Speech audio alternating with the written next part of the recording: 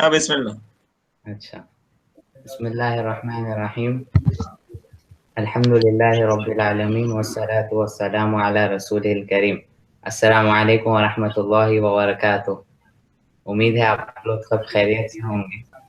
आज का जो प्रेजेंटेशन है मैं इंशाल्लाह इंग्लिश में दूंगा, क्योंकि ये मैं रिकॉर्ड कर रहा हूँ और फ्यूचर में मैं मतलब अगर किसी को शेयर करना है तो मैं इसलिए इंग्लिश में देना प्रेफर कर रहा हूँ। तो चलिए start, Bismillah. Let's look at what Allah subhanahu wa ta'ala says in the Quran regarding this topic. Allah subhanahu wa ta'ala says, Ya bani Adam, khudhu zinatakum inda kulli masjidin wa kulu washrabu wa la tusrifu innahu la yuhibbul musrifin. O children of Adam, take your adornment at every masjid and eat and drink, but be not excessive. This is the point of emphasis here, be not excessive.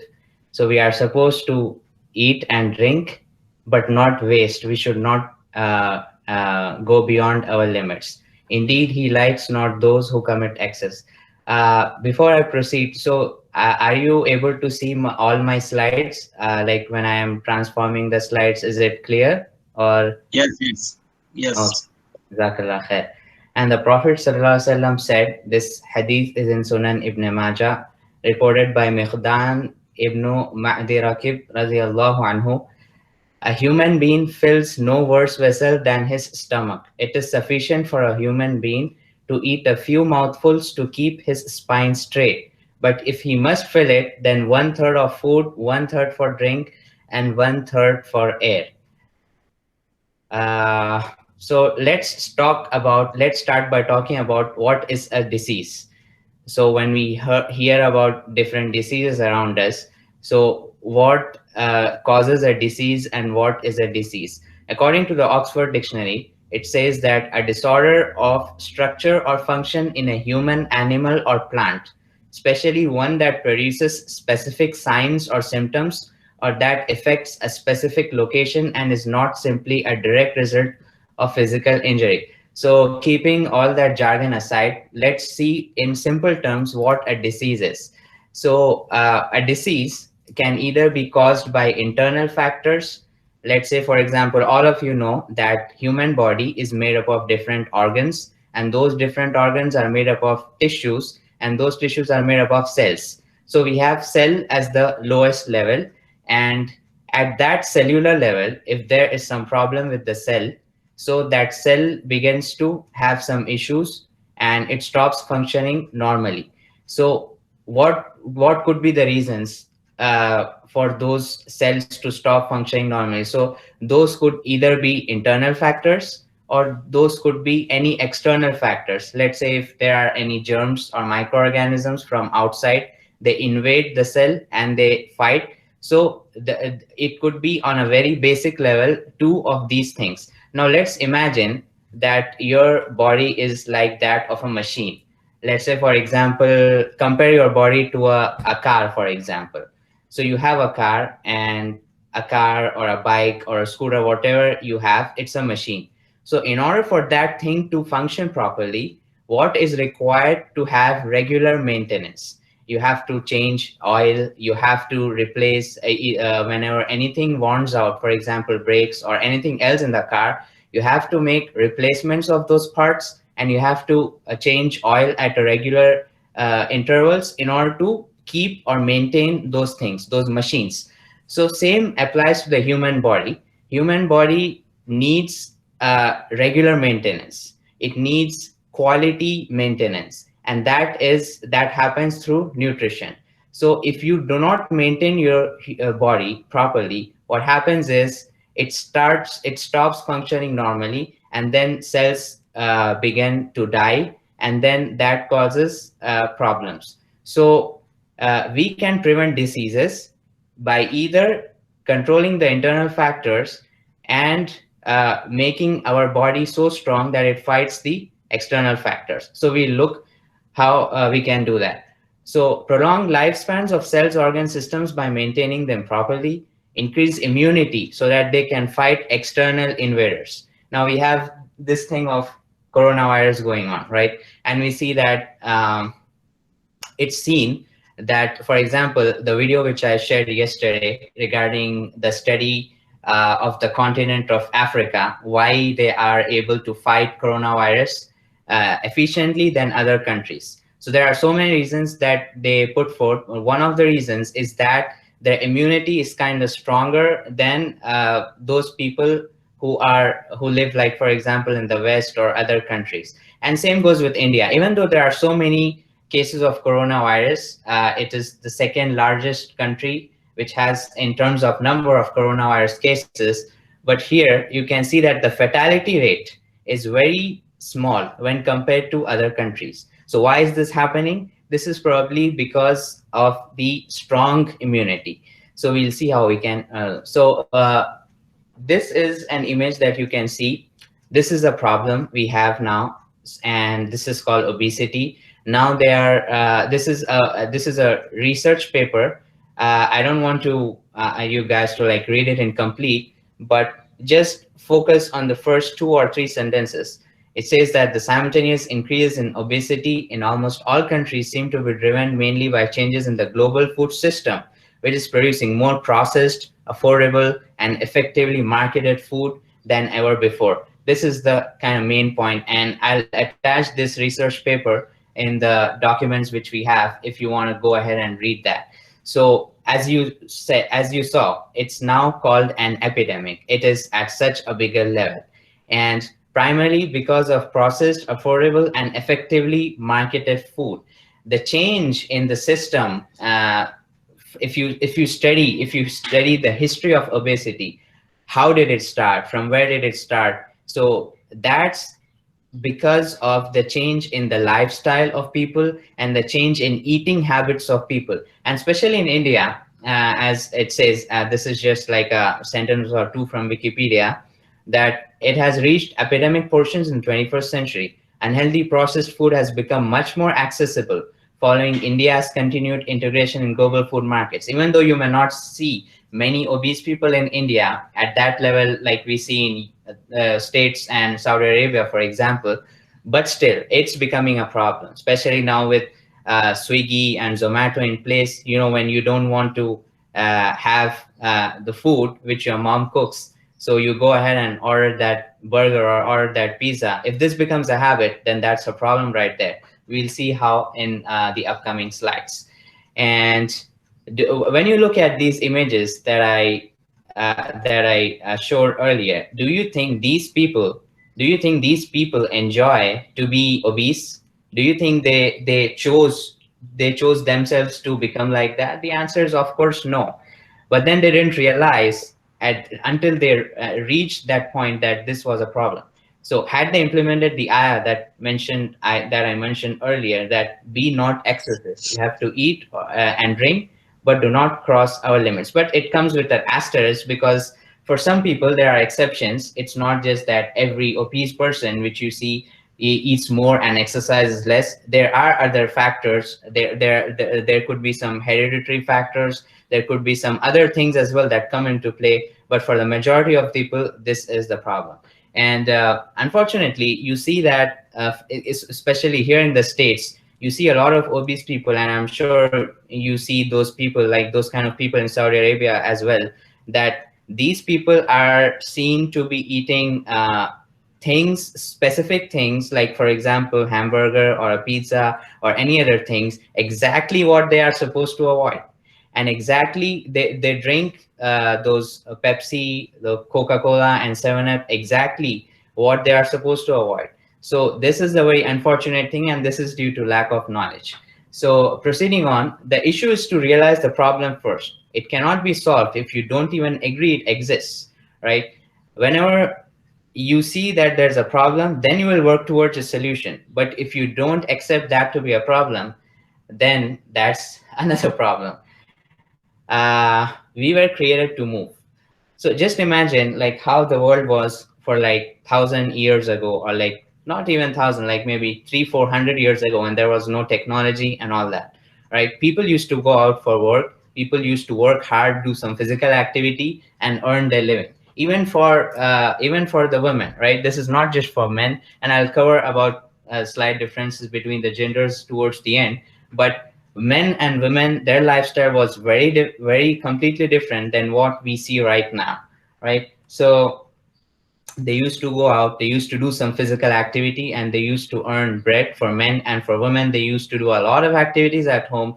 That was the kind of secret that burnt their calories. With all these machines now, for example, we have a car. Before, they used to walk or ride a bike, and so this has changed. And then at the same time, for women, we have in earlier days, they used to have all that old kind of stuff. You have to, like, for example, cut wood and then light the fire and all that in the kitchen. With all these machines in place, with the mixer, grinder, and all these, so this has completely changed. So our lifestyle has completely changed, and I'm sure nobody will deny. So uh, even if you take the examples of different kind of animals, right? What do animals do? They move around, they do something to earn their food, right? And it's in our DNA to move. Building muscle and losing fat, when it comes to bodybuilding or when it comes to fitness, the main thing which we see is building muscle and losing fat. But that is actually a side effect of doing exercise. It's not the actual thing, because people in the past didn't used to go for a gym, for example, and like specially work out and take some time out, because they were doing that throughout the day. So that is just a side effect. And you burn calories whenever you do something, or whenever you, even if you don't do anything, even if you like sit, you are burning calories. Even if you sleep, you are burning calories. You are burning calories. Calories are like the fuel, right? When you drive a car, you burn fuel. So that is the same for you. But when you do some hard work, when your heart rate increases, you burn more calories. So that is the concept which you have to understand today. As I said, energy in the form of calories is fuel for your body. And then we come to the important concept. Before we that, are there any questions or comments or suggestions? Because I don't see you guys, so it's difficult for me to proceed. I mean, I just want to hear a yes or no, or anything from your side. Like, are you able to understand, or is it something digestible? Yes, yes, it's Yes. all clear. Okay, Jazakallah khair. So let's proceed. This is a very important concept, right? It all comes down to calories in and calories out, right? So whenever you eat something, except water, everything which you take in which has some calories, you are consuming calories, right? And as I said, calories are the fuel for your body. So whenever you do some workout, exercise, sit, eat, sleep, anything you do, you're actually burning calories. But when you walk, you burn more calories. When you run, you burn even more calories. So everything you do, you are burning calories. So a person who is very like stationary throughout his day, if he's just inside his home, not doing anything, he burns fewer calories when compared to someone who goes outside and who does walks around or does exercise, anything.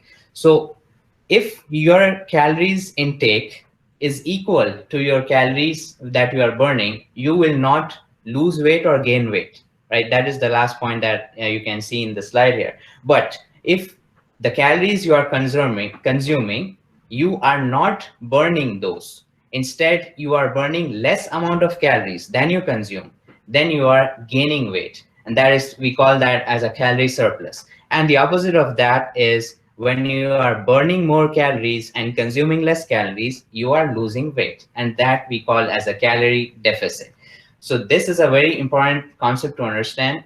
All different kinds of diet which you see, for example, you may hear about keto diet, or you may heard about paleo diet, or you may heard about any other kind of diet. This is the key. If you want to lose weight, calorie deficit is the key. There is no other way. If some people, they think weight loss to be like hitting the gym and doing like 100 burpees and 100 pull-ups and like running a marathon. It's not. Even if you go to gym, for example, right now, I have stopped going to the gym for the past, I think, like 6 or 7 months or more than that, but still I'm in calorie deficit. So how can we control that? We'll see. And there's other factors too that play a role. It's not simple as that. Like, it's not just calories in, calories out. Other factors like age, for example, metabolism, hormones, they also have a role to play. But this is like the main concept to understand. But wait, all calories are not equal, and which comes to our next concept. So okay, I have like 15 more minutes. So yeah, so before we proceed, we have to understand that there are two things. The first are called the macronutrients, and the second are called the micronutrients.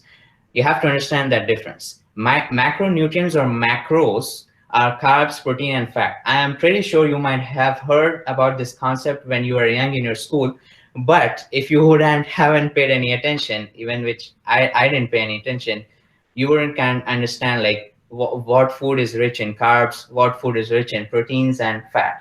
But a simple thing to put in place is 1 gram of carb contains 4 calories. Same is for the protein. 1 gram of protein burns down to 4 calories, but for fat, 1 gram of fat is actually 9 calories.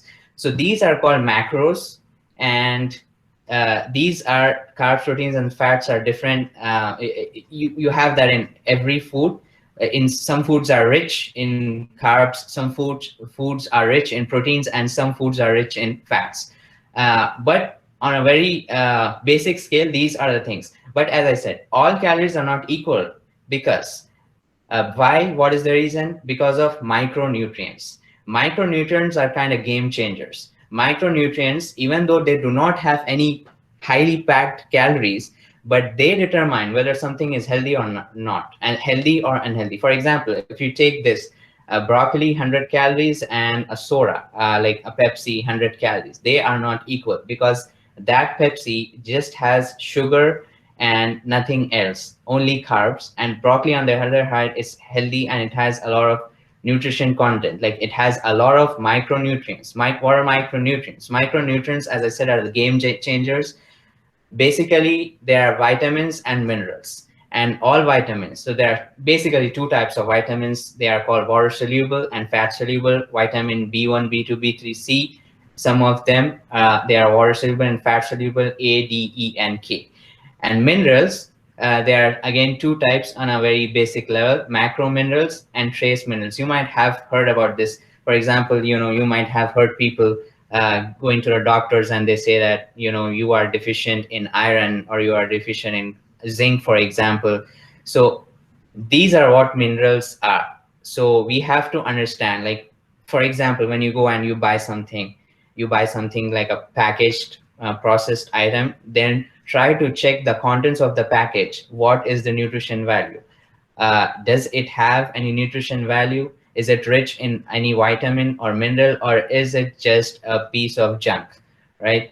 So then comes to our next concept, which is the QQC. I call this the QQC, or you can call it QCQ or whatever. But to keep this in mind, as one of the famous YouTubers, he said, this is what caught my attention. He said, what you put in your mouth determines how you look. If you eat a lot of junk, if you eat a lot of burgers, if you eat a lot of pizzas, that is how you become. You become like a burger, you become like a pizza. But if you eat broccoli, if you eat all fresh fruits and vegetables, you become healthy. So remember that whatever you are consuming, you have to think about the quality of food, and you have to avoid all processed, packaged, and marketed junk, and try to check nutrition facts of micronutrients, as I said, before consuming.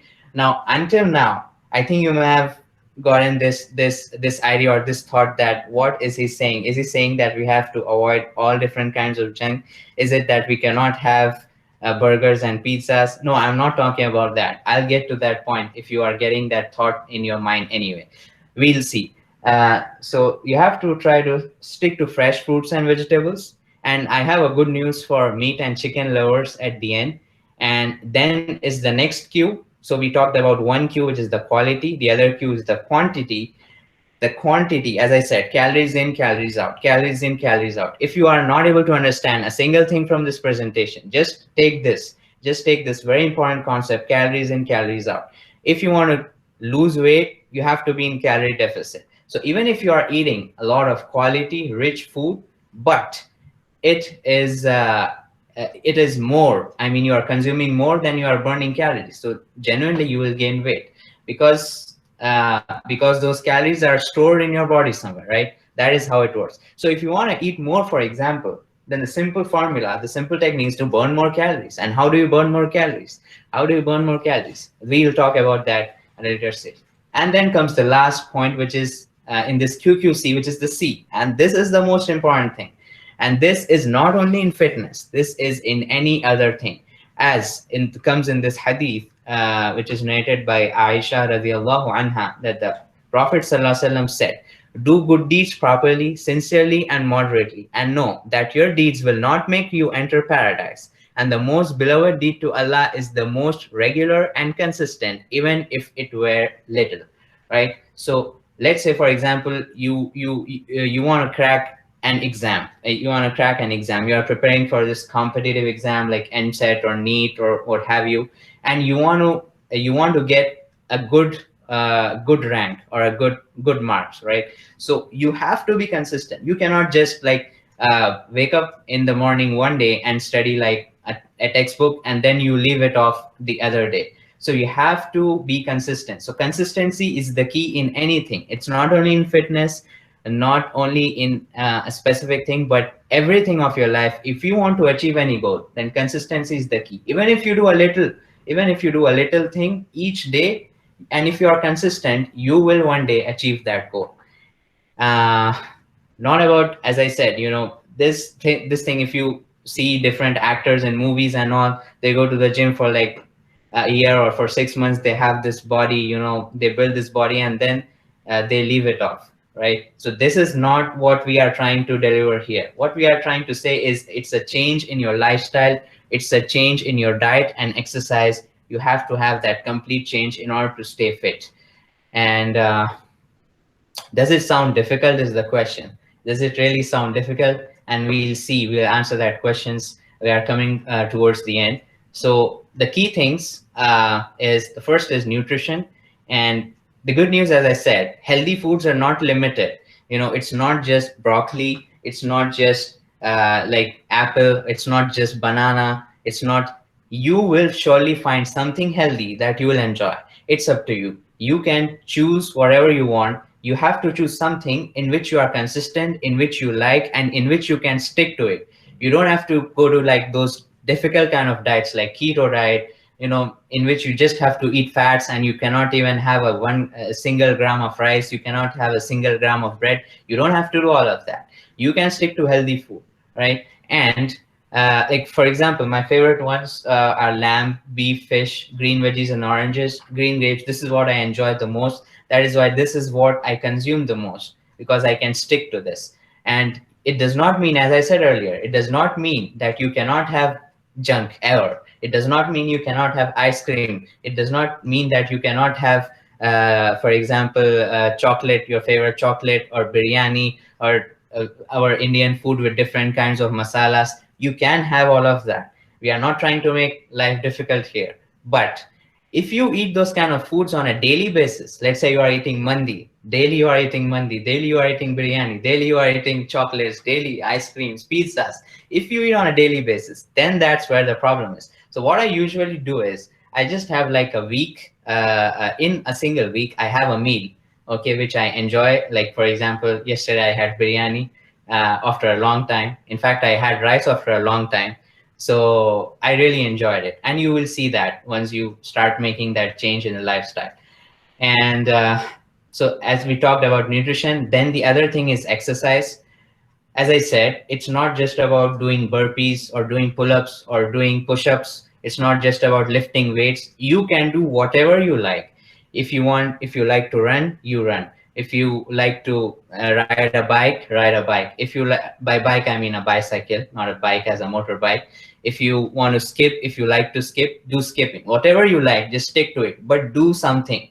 Don't be like a lazy kind of person who sits and who just is on bed. And because for me, for example, my job is remote. I work from home 24/7, 7 days a week, okay, 5 days a week, but I work from home, right? So for me, and in this lockdown kind of period, for example, when we are not going out to the mosques, we are not praying. So even, and I'm working from home. So can you imagine what kind of life would be it for me? Like just staying home all the time and doing nothing. I would, I would essentially gain a lot of weight due to that. So you have to do something in order to keep moving. And as I said, my personal favorites, you can have your personal favorites. My personal favorites are strength training because it has a lot of benefits. I like sprinting. I enjoy playing badminton, and I also enjoy playing frisbee. So we are coming towards the end. I think it will be in just like 5 more minutes. So let's talk about some of the misconceptions which we have, some of the major misconceptions regarding fitness. Remember the concept of Jahal Murakkab? Just to emphasize, just to summarize, Jahal Murakkab is something that you think that you know about this, but you actually don't know about that particular thing. So the first is BMI determines your health. BMI is body mass index. For those who don't know, for those who don't know, you can just Google about that. It's the ratio of your weight by the square of your height, but that actually doesn't determine your health. Why? Because this example, this is a man who before doing fitness, he was 165 pounds. I don't know how much that is in kilograms, but I think probably around 60 or 65 kgs maybe. But he's the same after doing workout because he lost muscle, he lost fat and gained lean muscle, right? So your BMI doesn't determine your health. There's something called as body fat, and you can just Google about body fat, what body fat is and how it is different in men and women, and just to get some more information on that. Let's quickly move on to other misconceptions. Some of them are you will become fat if you leave workout. Some people say, we keep hearing about this, gym mat jao, gym mat jao. Arey gym agar jaake chhod diye to pet nikal jata bolke. All of this is nonsense. There is nothing sort of that. It all comes down to basic science, and as I said, it's calories in and calories out. That may happen for someone who used to go to the gym, who used to burn a lot of calories, and who used to eat at that same level of calories. But when he left gym, when he left workout, he's consuming the same amount of calories. That is the reason why he's becoming or gaining weight or becoming fat. But this point, it does not in and of itself means that. So that is something. And then some people say, gosh mat khao, chicken mat khao, beef mat khao, mote ho jate ho. It's all nonsense. There's nothing like that. You can eat chicken, you can eat meat, you can eat beef, whatever you like, stick to it. But there are some things, like for example, beef has higher content of fat. So you have to, if you are trying to lose weight, then you have to kind of try to avoid fat, because 1 gram of fat is 9 calories. So that you have to keep in mind, but it doesn't mean that all fat is bad. And workout and gym is for men only. As I said, it's for both men and women. Men and women both have to work out, both have to burn calories, but there are some slight differences. But it is not just for men, and it is not just for people those who are interested to become bodybuilders. I'm not a bodybuilder. I don't have six packs or something like that, but still, it's not just for those people. It's not something special. It's for everyone. This is an important misconception which many people have. And as I said, all fat is bad. All fat is not bad. There are different types of fat. There is trans fat, which is bad. Then there is polysaturated fat. There is unsaturated fat. You have to learn about that. And fat is actually good for someone who is trying to gain some lean mass. Fat is good for him because he can eat a small amount of food and still he can get a lot of calories. And as I said, a calorie is a calorie no matter what you eat. 100 calories in an ice cream is not equal to 100 calories in a banana, for example. And then there's no such thing as targeted fat loss. Remember those ads that you see, lose belly fat, lose face fat. There's no such thing as targeted fat loss. It's all, you cannot target a specific area of your body to lose fat. And so what is the conclusion and takeaway of today's presentation? I know there was a lot of content. Probably many of you might have been hearing this for the first time, but I tried to keep it as clear as I could. So the first point to take away is you don't have a choice to make whether you want to be fit or not. You have to stay fit if you want to avoid diseases. Now, obviously, as we know that some people, they have this stupid idea that भाई मरना तो एक दिन है कैसा भी, तो इसलिए जो खाना है खाओ. We are not saying that we whatever date of death it is written for you, you will die on that specific date. You cannot change that, but still you can try to avoid. You have to take the asbab as well. We have to take the means, so we can take the means to avoid diseases. Why did the Prophet ﷺ instructed the Sahaba to, for example, there was a story that there was a camel who was ill, so he instructed the Sahaba to make the camel who is ill away from those camels who are healthy. So why is this? So that is something a very I mean a misconception. And if you don't choose to be fit, you lose because you are more prone to various diseases. Immunity increases when you eat healthy, and your heart stays fit when you exercise. When you exercise, that's why it's called cardio, right? You, whenever you burn calories, for example, if you do ride a bike, if you do an elliptical or whatever, it's called cardiovascular exercise or simply cardio. So you are increasing your heart rate and you are trying to stay fit. And being ignorant about something doesn't mean that you will be safe. If you choose to stay in the darkness of an unhealthy lifestyle, you will regret that later.